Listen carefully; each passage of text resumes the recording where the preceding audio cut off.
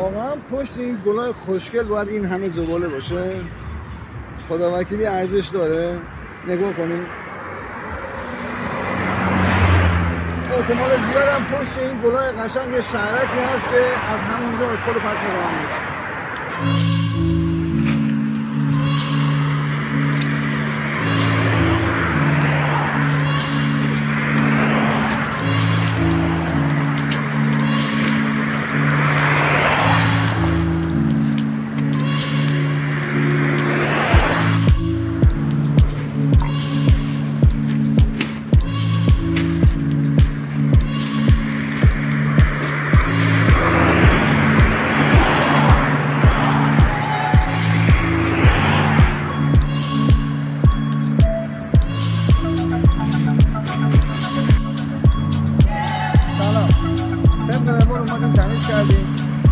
باید محبت کنید، آشغالتون رو اینجوری کنید، طبیعت رها نکنید. این قاشق رو می‌بینید، خدا وکیلی این قاشق 400 سال طول می‌کشه.